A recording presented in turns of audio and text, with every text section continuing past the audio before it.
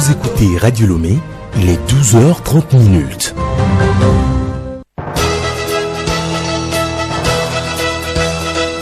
Le journal Bénédicte Kanda. Bonjour à tous et merci de nous rejoindre pour le journal. Voici d'abord le sommaire. Ils sont exposés à tous les risques du dehors, viol, violence, drogue, alcool, etc. Eux, ce sont les enfants de rue. Cette journée du 12 avril leur est consacrée pour une prise de conscience des dirigeants. Le monde académique observe une courte pause avant les examens de fin d'année au Togo. Comment certains élèves en classe d'examen se préparent-ils? Nous avons rencontré une élève en classe de CM2. Le jeûne du mois de Ramadan se poursuit dans le monde musulman. Ils ont commencé les rites de la nuit du destin. Explication dans ce journal. Santé plus, dormir constamment dans du bruit n'est pas sans conséquence sur la santé. Les risques de cette habitude à suivre dans ce journal. Et puis sport, football, Semassi va-t-il mettre fin à l'invincibilité d'Asco de Kara cette saison? Les deux meilleurs clubs au palmarès de D1 Lonato s'affrontent cet après-midi à Sokodé lors de la 18e journée en retard.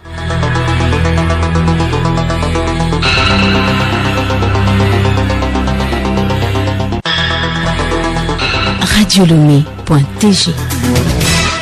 Merci d'écouter Radio Lomé. Face au changement climatique, des variétés de graines à cycle court et résistant à la sécheresse ont été produites pour accompagner le secteur agricole. La stratégie de leur exploitation fait l'objet d'un atelier sous-régional à Lomé. Odette Pira pour le compte rendu. Il est question d'améliorer les connaissances des acteurs agricoles de la sous-région sur les bonnes politiques agricoles adaptées au changement climatique. Ensuite, élaborer une stratégie unique pour la sous-région. Yao Lambo, directeur général de l'ITRA, l'Institut technique de recherche agronomique. Ces rencontres permettent d'échanger pour voir qu'est-ce que le Bénin, par exemple, est en train de faire en termes de développement des technologies. Est-ce que le Togo fait la même chose ou le Togo a d'autres orientations que le Bénin peut profiter? Voilà, c'est le but de cette rencontre qui permet à ces points focaux qui sont invités de manière à ce qu'on puisse partager les informations développées dans le sens des variétés, dans le sens des aménagements et dans le sens de collecte des données climatiques pour pouvoir les mettre à disposition des producteurs. Ces outils ont été obtenus grâce à la synergie d'action entre les structures sous-régionales, notamment le CORAF et Agrimet, chargé de la météorologie. Alcade Seignon, chercheur à l'Alliance Biovacity SIAT. À travers les organisations régionales, Agrimet, qui travaille avec 17 départements de météo dans 17 pays de l'Afrique de l'Ouest, on travaille à renforcer leurs capacités sur les nouvelles approches de génération de l'information climatique. Également avec le CORAF, qui est un réseau de 23 pays. À travers CORAF, on touche les 23 pays, là, on les amène à travailler. Les travaux durent 2 jours. Merci à vous, Odette Pira. Les congés de Pâques constituent un dernier moment de préparation avant les examens de fin d'année.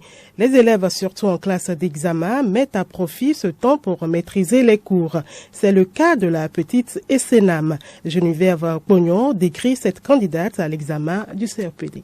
Un réservoir cubique mesure 0,85 mètres d'arête. Pour calculer le volume, c'est ça qu'on cherche.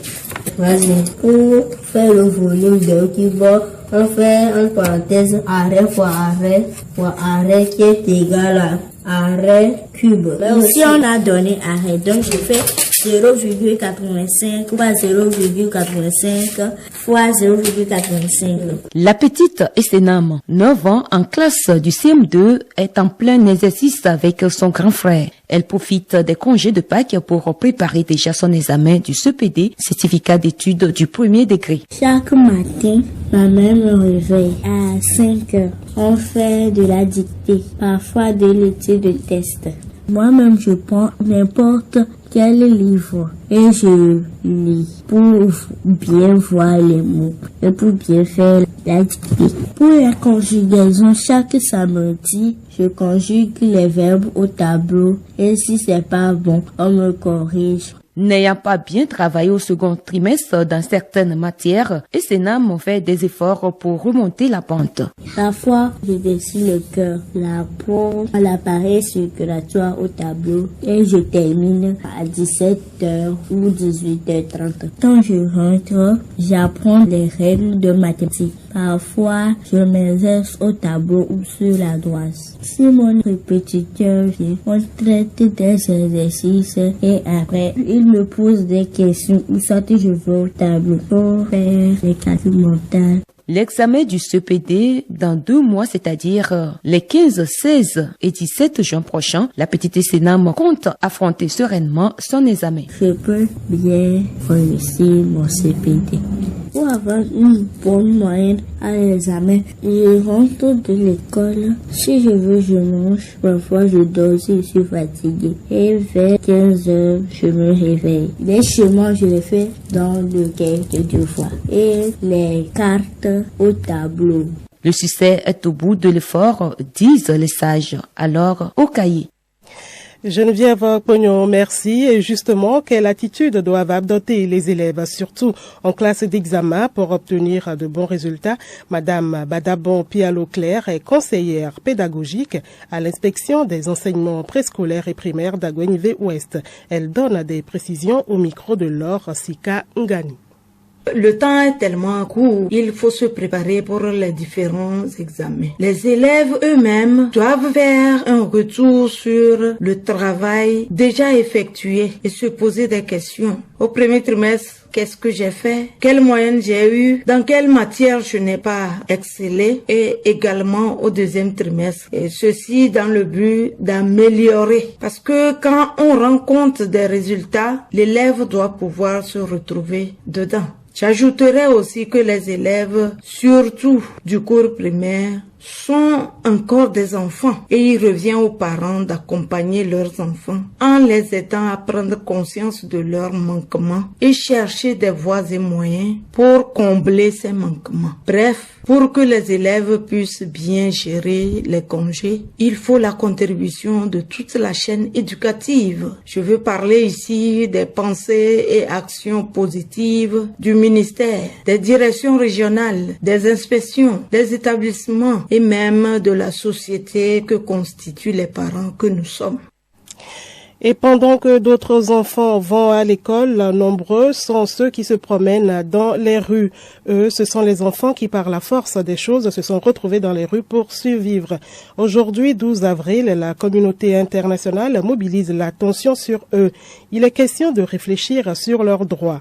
À Lomé, on les trouve également. Dans quelles conditions vivent ces enfants des rues dans la capitale togolaise? Reportage au centre commercial d'Hervé Segbonou et Clarisse Tombité.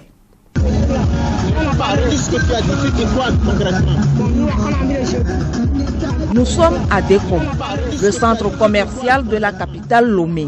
Au cœur de cette ambiance nourrie au son des véhicules et musique des commerçants, se regroupent des enfants sur le terre-plein de la chaussée. Affamés, ils paient la nourriture au moyen de l'argent mendié. Certains parmi eux s'alimentent avec les restes des repas ramassés dans les poubelles. Souvent, on débrouille pour gagner l'argent pour le feu rouge, pour aller payer nourriture. On les suit voiture, aller manger souvent. Ça, c'est qu'on fait parler un peu. Voilà. Oui, je dors dans la rue. Il y a un étage là, on a pris un plafond pour bloquer. Donc, si on dort là-bas, si la pluie pleut, il ne vient pas chez nous. On débrouille quand même. Parfois, on va à la plage pour ramasser des canettes et pour venir peser ça. Et c'est ça qui nous donne un peu de l'argent et on mange. La nuit tombée, ils dorment à ciel ouvert sur ces terres pleines. Pendant leur sommeil, ils sont à la merci de tout danger et malfaiteur. Je dors dans la rue. Il y a un étage là, on a pris un plafond pour bloquer. Donc si on dort là-bas, si la pluie pleut, il ne vient pas chez nous. Il faut rester ici. En même temps, tu vas les trouver, vont venir. Ils vont dire, tout ça pluie là, ils vont prendre tout ton argent. Si toi tu veux t'échapper. La poche, j'en ai aussi l'argent. Les gens nous frappent ici. Parce que tu demandes l'argent, si tu ne peux pas donner là, ils vont te faire forcer. Souvent, tu as toi contre toi. Quand la personne veut te tuer, il veut t'attraper. Souvent, même si tu dis non là, il en a une lame. Couteau, il est là pour te blesser. Eux aussi sont dans la rue, mais quand ils sont grattés, ils filment les gays. Ils viennent nous attraper ici, prendre l'argent. Comme tout être humain, ces mineurs tombent malades. Ils se soignent à base des médicaments d'euros. Si je tombe malade, si j'ai de l'argent, j'achète médicaments. Et si j'en ai pas, je demande à mes amis et ils me prêtent. J'achète ça. Il y a la dame qui est là-bas qui vend médicaments. J'ai jamais parti à l'hôpital. Depuis que je suis né là, j'ai jamais parti à l'hôpital. Si je tombe malade, je prends mes médicaments, je bois et puis c'est tout. Mécontents de leurs conditions de vie, les enfants souhaitent vivement quitter les rues pour s'affranchir. J'ai trouvé quelqu'un qui veut prendre soin de moi ou bien c'est au moins me chercher un travail, je serais très reconnaissant. Moi, je vais aller à l'école. Et j'ai arrêté à la classe de 4 ans. Moi, j'ai envie de jouer au foot. Si quelqu'un peut m'aider, je serai reconnaissant pour tout. Vivre dans la rue est un choix forcé pour ces enfants qui n'ont pas trouvé d'autres solutions.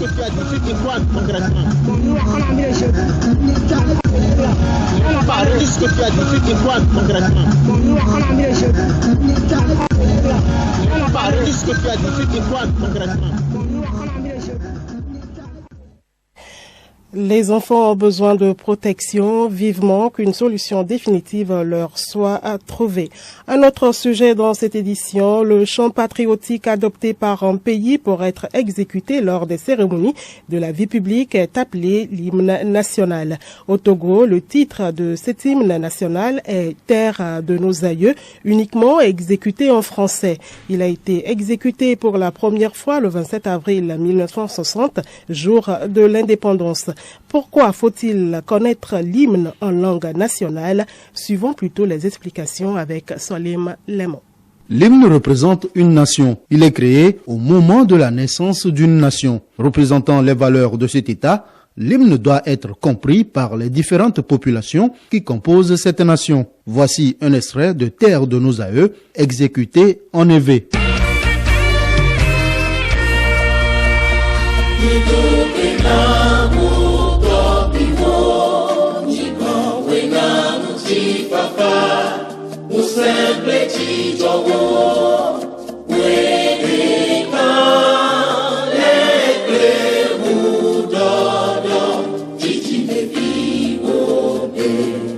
Voici ce même chant patriotique exécuté en kabyé.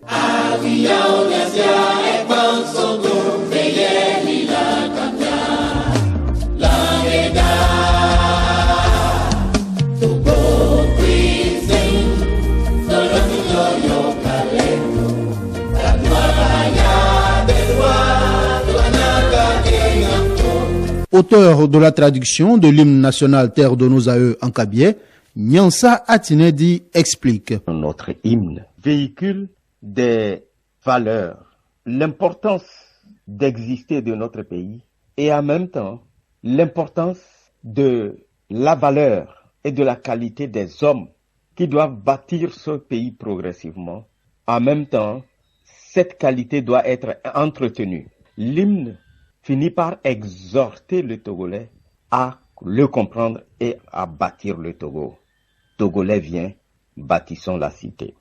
Même s'il y a des non-instruits et des non-élevés qui peuvent chanter, parler et chanter ces langues, ils ne peuvent pas comprendre la profondeur de ce que nous dit l'hymne si les mots, les concepts, les phrases ne sont pas dits dans sa langue maternelle à lui. Parce que chaque langue a son génie et de la manière dont quelque chose est traduit, un concept, un objet, un outil, une notion, de la manière dont cela est traduit dans la langue, la compréhension est plus profonde et plus concrète que lorsque nous l'écoutons dans une autre langue. Voilà pourquoi j'ai décidé de traduire et de mettre en chanson l'hymne national. Et ça, c'est le 28 avril 2012 que lors d'une conférence de presse, j'ai rendu public cette version kabyé de l'hymne national togolais, après 5 ans de traduction. Des efforts restent à faire pour que Terre de nos aïeux soit traduit, connu et exécuté dans toutes les langues locales. Merci à vous, Solim. Les mots politiques, l'Union des forces du changement remet en cause l'organisation en cours des prochaines élections par la CENI. Dans un communiqué rendu public hier, ce parti, par la voix de son deuxième vice-président Elliot Owen, pointe du doigt principalement la publication de la liste des membres de l'UFC des CELI, autre que celle envoyée officiellement par le représentant légal du parti. Encore en moins de 10 jours, les musulmans vont célébrer le Ramadan. C'est les derniers jours où les fidèles de Mahomet doivent vivre la nuit du destin. Quels sont les avantages liés à ce rite et de quelle manière les musulmans doivent-ils le vivre? El Hadj Alassani Tagba, imam de la mosquée centrale de la ville de Kara, nous apporte des réponses. C'est une nuit qu'Allah a instaurée dans les derniers jours du mois béni du Ramadan. Elle est pleine de mérites, de récompense. Allah dit, Laylatul Qadr khayr min alfi shahr. Laylatul Qadr est plus meilleur que 1000 mois, c'est-à-dire 80 ans. Pour ce faire, les musulmans vont se faire une retraite spirituelle, les veiller dans les mosquées pour les prières en demandant à Allah subhanahu wa ta'ala l'agrément et le pardon tout au long de ces jours, la nuit du 21 du mois béni du Ramadan jusqu'à la fin de ce mois. Qu'Allah exauce nos prières. Santé Plus, certaines personnes ont pris l'habitude de dormir avec la radio ou la télévision allumée. Le dormeur peut s'habituer à la gêne liée au bruit, mais pas son organisme qui ne s'habitue pas. Quelles sont les conséquences auxquelles sont exposés celui qui dort sous le bruit? Élément de réponse dans ce dossier d'Edmond Sogba. Contrairement aux yeux, l'oreille ne se repose jamais, impossible de la fermer ou de la mettre en veille, elle entend tout le temps. La nuit, le bruit continue d'agresser l'organisme provoquant des troubles du sommeil. Que ce soit les aboiements d'un chien, les klaxons de voiture, le vrombissement d'une moto ou les clients du bar d'à côté, le bruit entraîne une fragmentation du sommeil qui diminue sa qualité et son effet récupérateur. Les effets à court terme peuvent se faire sentir dès le lendemain, une somnolence au travail, à l'école ou au volant, une sensation de fatigue, des difficultés de concentration, une perturbation de l'humeur, une tendance à l'irritabilité et à la frustration. À long terme, la perturbation chronique du sommeil peut entraîner une fatigue chronique excessive, une véritable somnolence diurne, une absence de motivation au travail, un sentiment de frustration et d'agressivité envers les autres. Il est indispensable de dormir en dehors de tout bruit pour permettre un profond sommeil qui fait du bien à tout l'organisme. Merci à vous, Edmond Sogba. Et puis au Mali, c'est toujours le flou qui règne après le signe de vie du journaliste malien Aliou Touré. Les circonstances de sa disparition et de sa libération restent inconnues pour le moment. Le professionnel de médias était resté introuvable depuis jeudi dernier jusqu'à son retour lundi au soir. La page sportive de cette édition se consacre au quart de finale de la Coupe de l'Indépendance ce week-end et la 19e journée du championnat de D2 qui se poursuit. Une page sportive de Yao Kamake qui table d'abord sur le match ASCO-Semassi cet après-midi. Semassi, avec ses 10 titres de champion et ASCO poursuivant son 8e trophée, se croisent. Plus qu'un match en retard, comptant pour la 18e journée de la D1 Lonato, c'est un véritable choc qui oppose donc cet après-midi l'ASCO de Kara aux guerriers de Tchaoudjo Semassi de Sokodé. Avec ces 3 matchs en retard, les condonnants de la Cosa maintiennent la première place au classement. Coupe de l'Indépendance, édition 2023, le temps de la compétition sera donné ce week-end avec les quarts de finale. Les combinaisons des 8 équipes qui partent à l'assaut du trophée. Samedi à Sokodé, Maranatha de Fiokbo se mesure à la SCK. À Kara, le défi met aux prises ASCO à Gbikenti. Le dimanche à Sokodé, duel entre l'AS Bina et Koroki Metete de Tchamba. Et à Kara, Doumbé de Mango aura fort à faire devant Dito. La 19e journée du championnat national de la D2, démarrée hier, se poursuit ce mercredi pour finir demain. Les 4 rencontres au programme ce mercredi: Bikanti Fouadan, Ifodie Agoua, Kotoko Étoile Filante, Arabia à Gaza. Demain jeudi, le CDF Aknour affronte la Jeunesse Club d'Agoué JCA. Déjà hier, Doumbé a dominé Koroki Metete par 2-0. Maranatha de Fiokpo a gagné Fukpa FC par 3-0. Coupe du district de football de Kloto pour finir. Les hostilités de la 4e journée se disputent ce mercredi et demain jeudi. Entre autres affiches au menu, Dream Team, Renaissance de Yokele et New Sporting Academy, Renaissance de Rloma à Tchame, Aigle Royal, Chideme à Kpadape et Asrad Dayro à Kusuntu. Demain jeudi à Tchame, les 2 rencontres sont Angelo B Excelsior et Elefanto Santos. Merci à vous, Yao Kamake. Les résultats du tirage numéro 40/2023 de l'Autosport. Il s'agit des numéros suivants: 6, 10, 11, 14, 15, 18, 20, 23, 25, 26, 30, 31, 39, 40 et 41, soit 15 matchs nuls. Et l'information insolite pour terminer, une petite fille de 5 ans, originaire du Massachusetts aux États-Unis, a joué un drôle de tour à sa maman. La fillette a profité du téléphone de cette dernière pour s'offrir de jolis jouets. Elle se rend sur Amazon, un site commercial, et empile les achats. 5 motos roses, 5 motos bleues, 10 paires de bottes de cowgirl et une Jeep géante à 2 places. Et la facture est salée, près de $4,000, un peu plus de 2 millions de francs CFA. La maman ne s'aperçoit pas immédiatement des achats réalisés par sa fille. C'est un mail d'Amazon le soir même, lui confirmant l'expédition de la commande qui va l'alerter. Bien embêtée, elle a néanmoins réussi à se faire rembourser une partie des achats.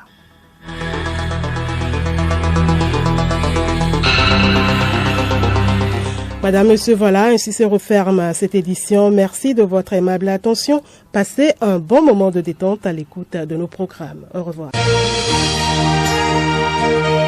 Radio Lomé, boîte postale 434, email radiolomé@radiolomé.tg.